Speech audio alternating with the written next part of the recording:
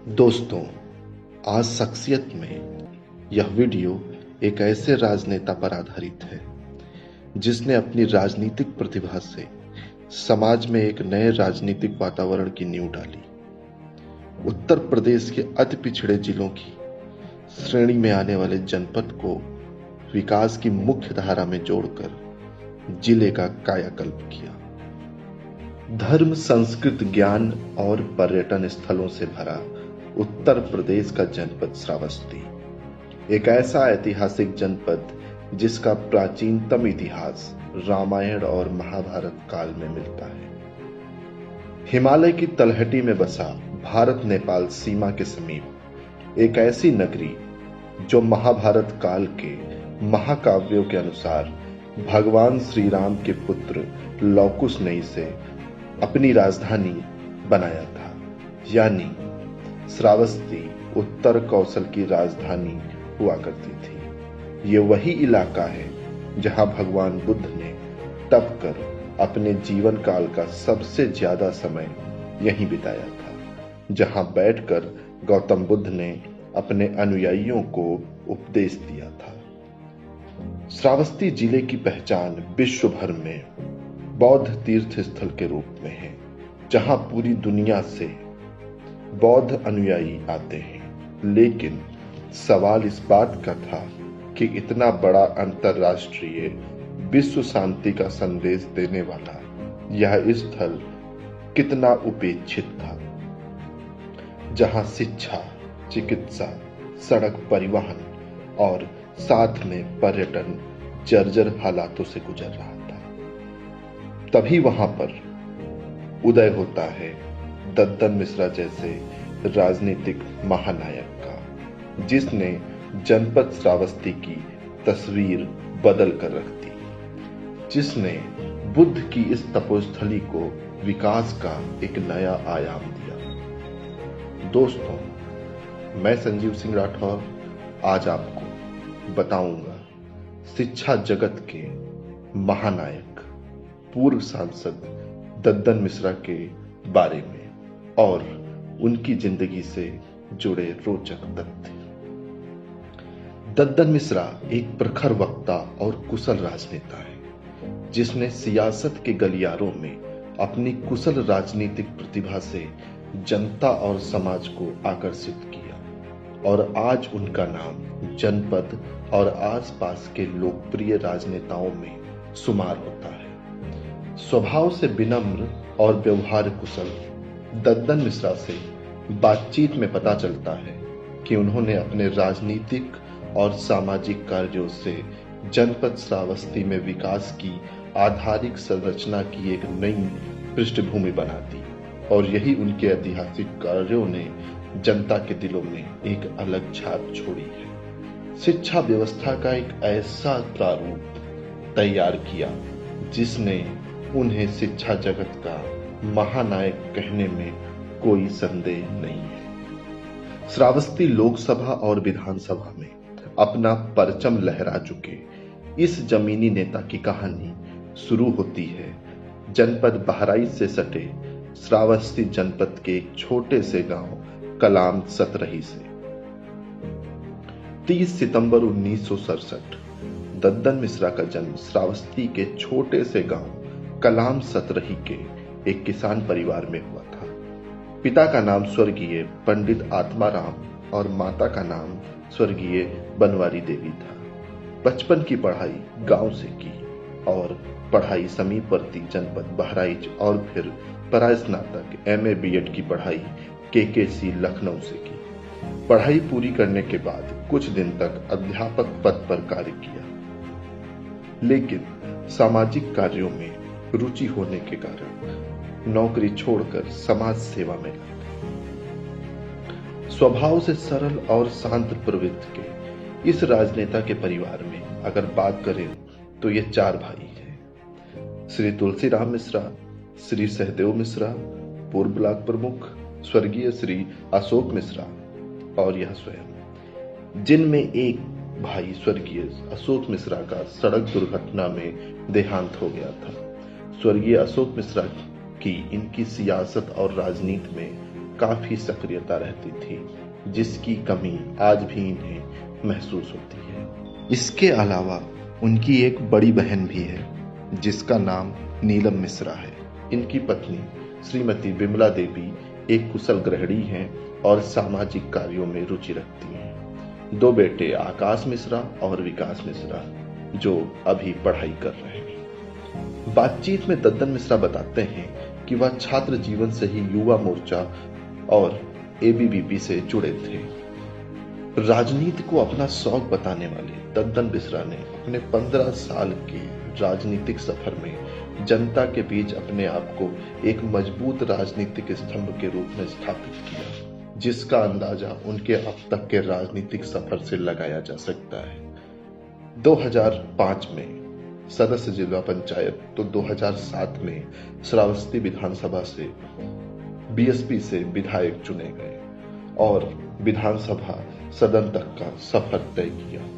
इसके बाद उन्हें सरकार में राज्य मंत्री चिकित्सा शिक्षा जैसे मंत्रालय में शामिल किया गया, लेकिन कुछ कारणों से उन्होंने 2012 में अपने पद और सभी पार्टी गतिविधियों से इस्तीफा दे दिया और फिर भारतीय जनता पार्टी में शामिल हो गए। अटल बिहारी वाजपेयी से प्रभावित दद्दन मिश्रा की राजनीतिक ताकत का अंदाजा तब लगा जब 2014 के लोकसभा चुनाव में उन्होंने सपा से अतीक अहमद को हराकर 16वीं लोकसभा के लिए श्रावस्ती से सांसद हुए और दिल्ली तक का सफर पूरा किया।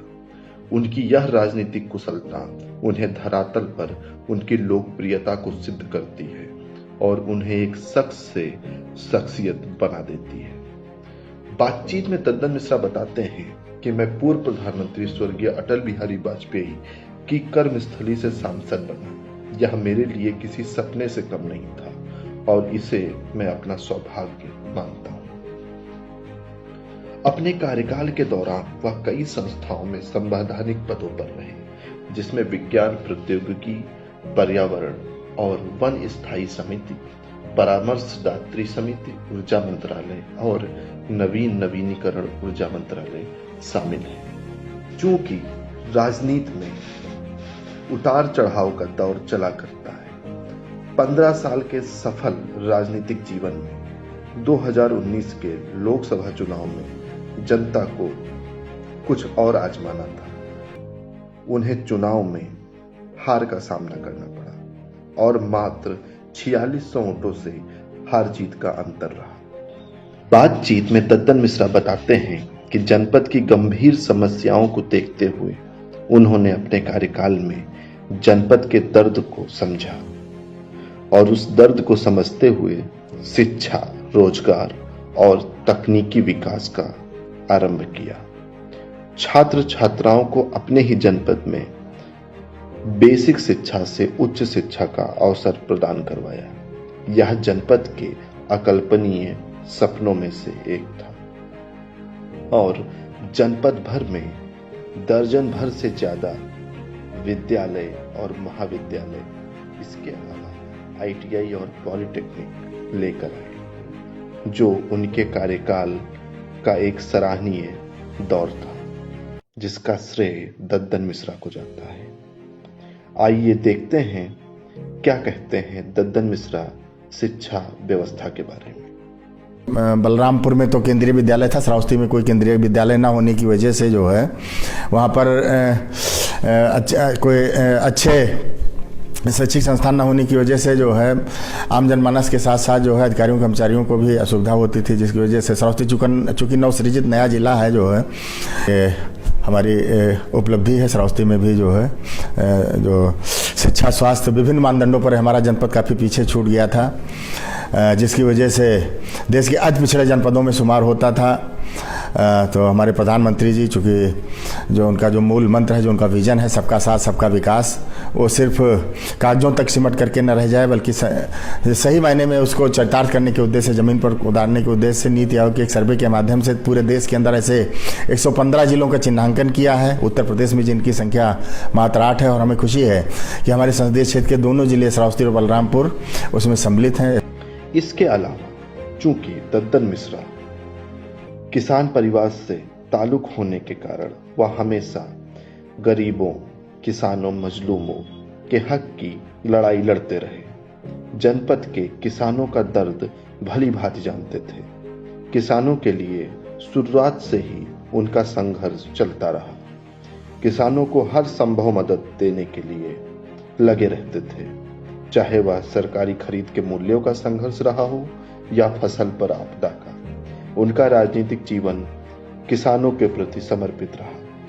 पर्यटन को और मजबूत करने के लिए दद्दन मिश्रा ने केंद्र सरकार, संसद तक जनपद की समस्याओं को लेकर गए, चाहे वो यहाँ की सड़क व्यवस्था रही हो, चाहे ऐतिहासिक स्थानों के जीर्णोद्धार की बात रही हो, या फिर कानून व्यवस्था रही हो। दद्दन मिश्रा ने भ्रष्टाचार के खिलाफ भी आवाज उठाने में पीछे नहीं रहे। पंचायत और निकाय चुनावों में उम्मीदवारों के खरीद फरोख्त का मुद्दा